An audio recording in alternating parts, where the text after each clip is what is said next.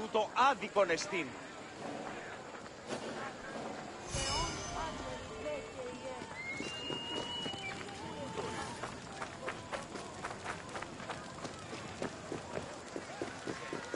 Κίνησε αυτόν.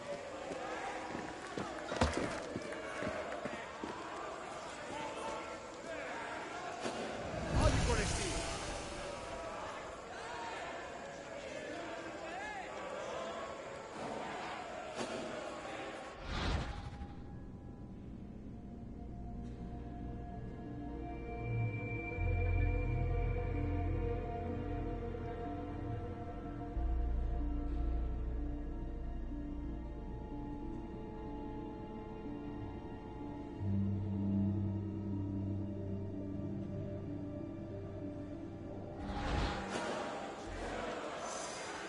Λαμβάνει χώρα.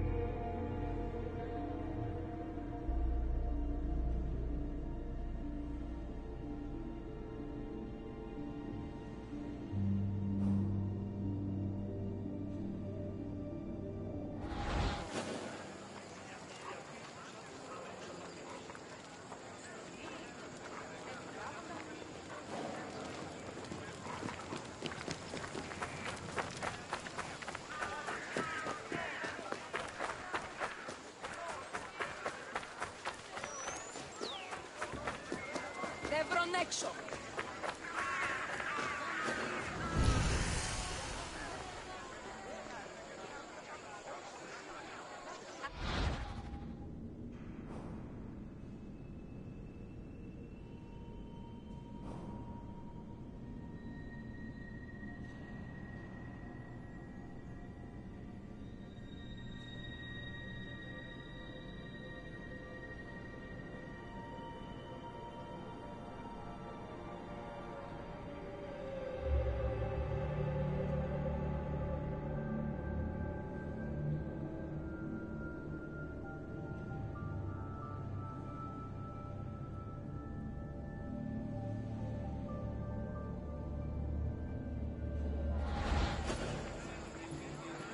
Αδύνατον εστί.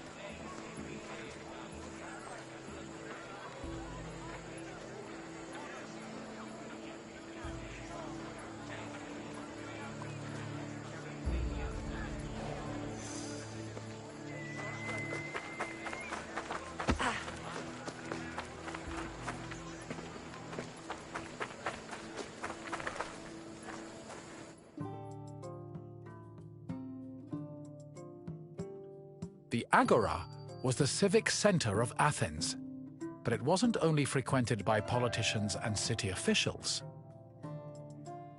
The area housed a market where people could purchase food and other goods from merchants.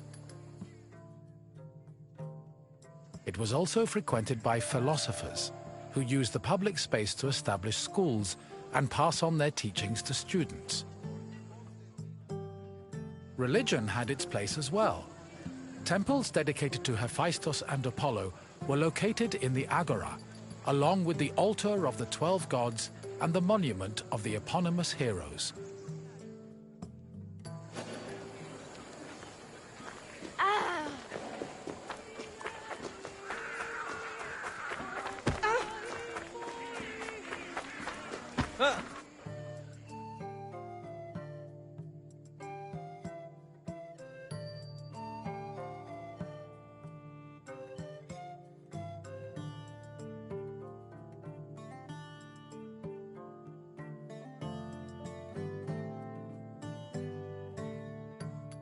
The painted stoa, or stoa poikile, derived its name from the panel paintings on its wall.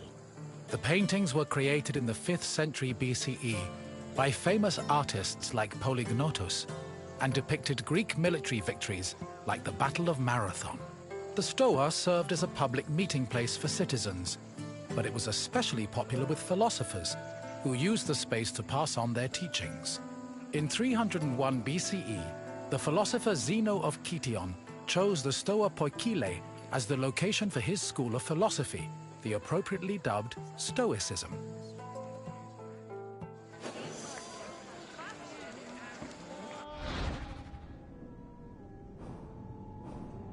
The painted stoa, or stoa poikile, derived its name from the panel paintings on its wall. The paintings were created in the 5th century BCE by famous artists like Polygnotus and depicted Greek military victories like the Battle of Marathon. The stoa served as a public meeting.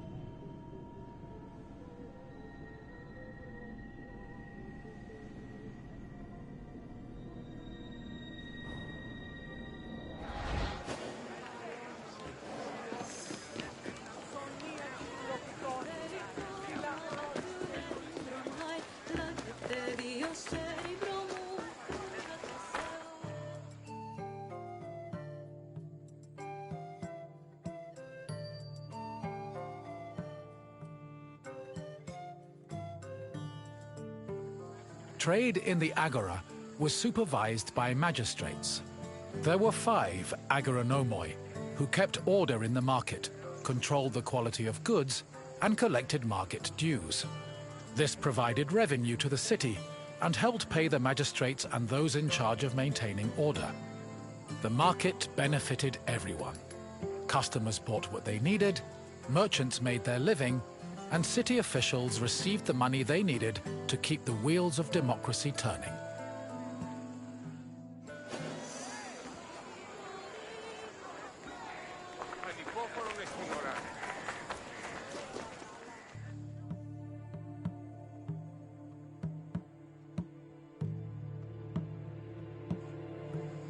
The original Temple of Apollo Patrous was built around 535 BCE by Pisistratos, but was destroyed by the Persians during their invasion a few decades later. It long remained in ruins, except for the altar, which was left standing as a reminder of the Persian sacrilege. Eventually, a new temple was built in the 4th century BCE. Inside was a statue made by Euphranor, the same artist who painted in the Stoa of Zeus. The temple held special significance in Athens, as it was connected to the origin of the city's people. The name Patroos, meaning fatherly, referenced the belief that Apollo was the father of Aeon, founder of the Aeonian Greeks, from whom all Athenians are descended.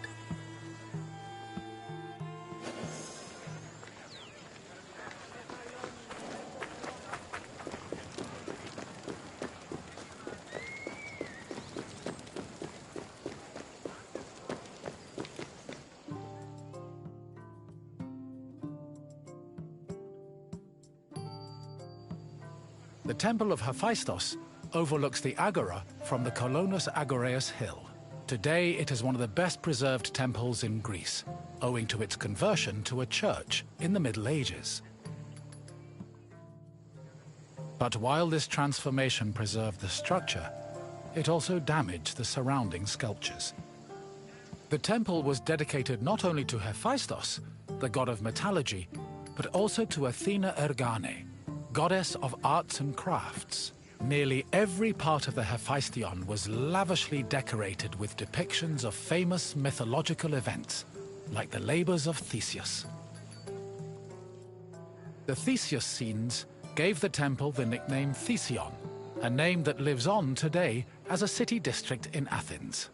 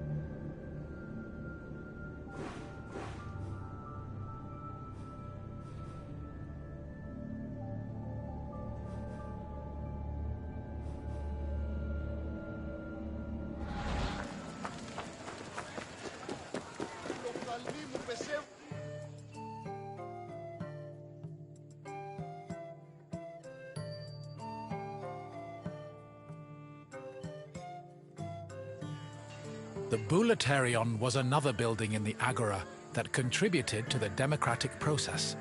It housed the Athenian Council of Citizens, the Boulei.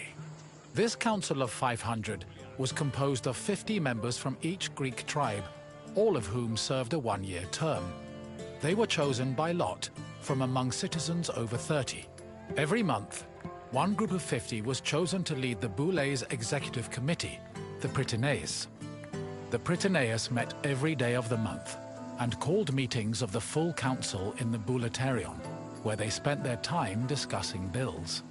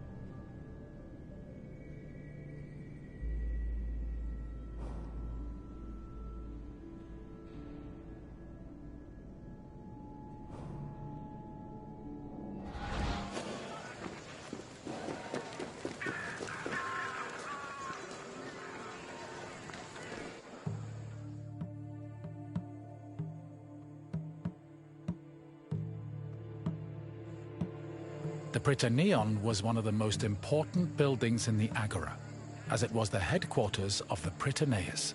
The Prytaneis was the executive committee of the Boulé, who ran the city's daily operations. The Prytaneus dined in the Prytaneon, and 17 of them slept on site to ensure there were always officials available to deal with emergencies. The Prytaneon also housed the official weights and measures of the city. The Fire of Hestia, which provided sacred fire for all public sacrifices, was also located there.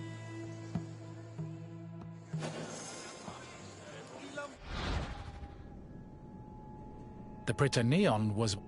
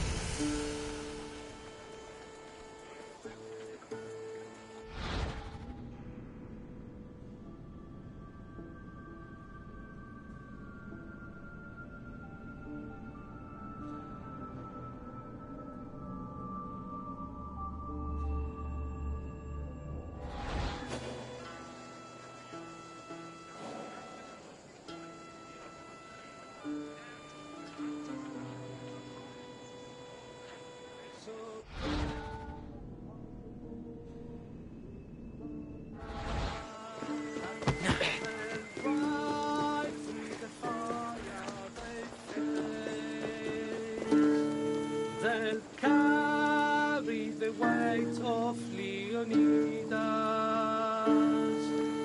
The bravest, they'll fight to the grave.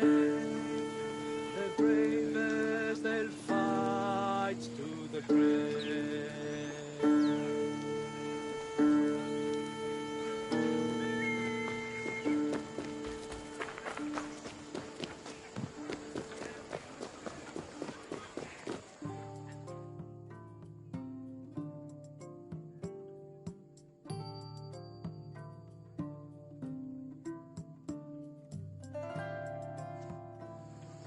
The Heliaia was the most important court in Athens and was presided over by a group of judges called Heliasts. Judging was a regular part of an Athenian citizen's life, with trials happening almost every day. Heliasts were chosen randomly based on two factors. First, that they were on the official list of 6,000 potential Heliasts. Second, that they were present at court on the day of the trial. A stipend of 2 obols was established by Pericles to compensate for the loss of work while on Heliast duty, and also to encourage participation in the judiciary process.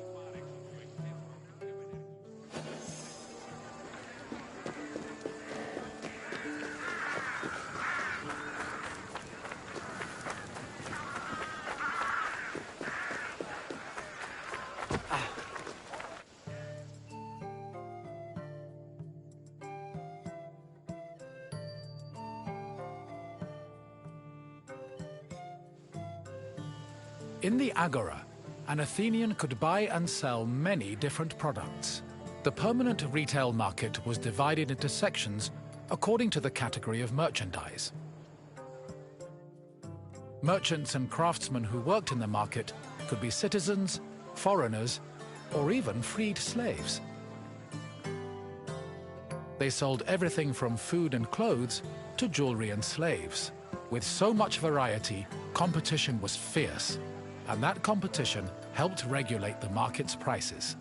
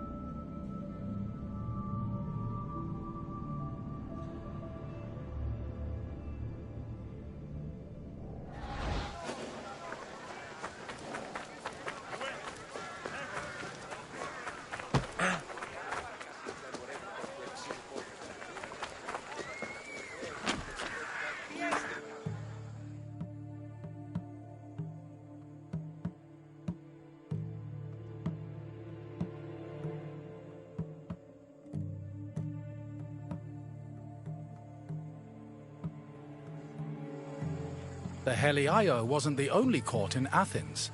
This other court was located next to the South Stoa. Historians believe it to be a court based on the discovery of a nearby box containing 7 bronze ballots. These ballots were used by jurors to give their verdicts. The reason trials were so common in Athens might have been related to their democratic regime, which promoted the individual's right to demand reparations for injustice. However, not all legal matters were settled in this fashion. If a claim was small enough, it was settled individually by a magistrate. Public trials were reserved for more serious offenses, such as murder, theft, and political crimes.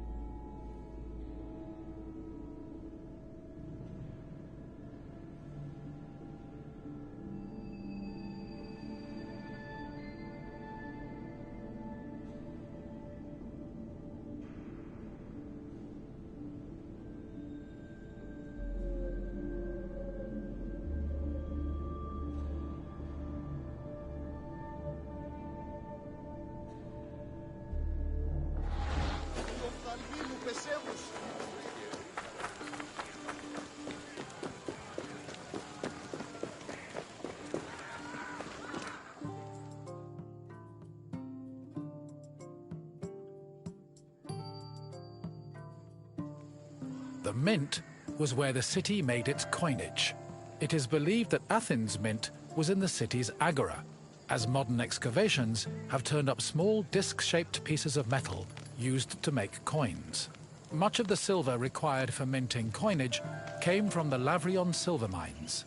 Athens was so dependent on the mines that when they lost them during the Peloponnesian War, the city was forced to melt down a gold statue of Athena to mint gold coins and avert a monetary crisis.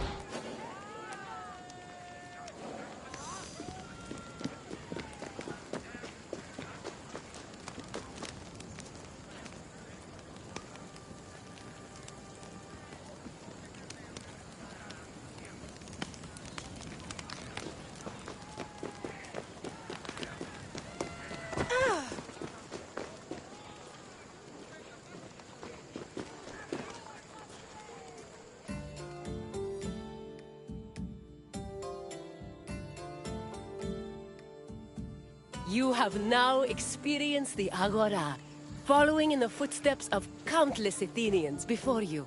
I hope the trip has impressed upon you how important this place was to trade, politics, and law. If you have any questions, don't hesitate to ask.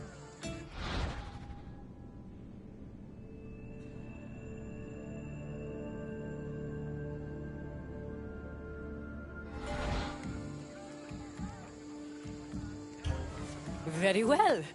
Which philosopher's school took its name from the painted Stoa?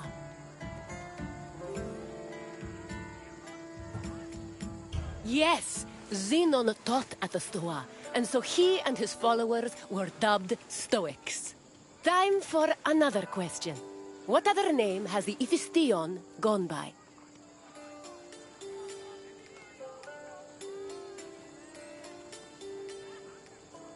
Correct. The name was inspired by the scenes showing the hero Theseus, which decorate the temple. Only one question left. When Athens lost the Lavrion silver mines during the Peloponnesian War, which statue did they melt down to mint new coins? Correct. The Athenians melted down a statue of Athena to mint gold coins. It's clear you are very familiar with the Agora of Athens. I'm impressed. As you wish. Let's see what else Greece has in store for you.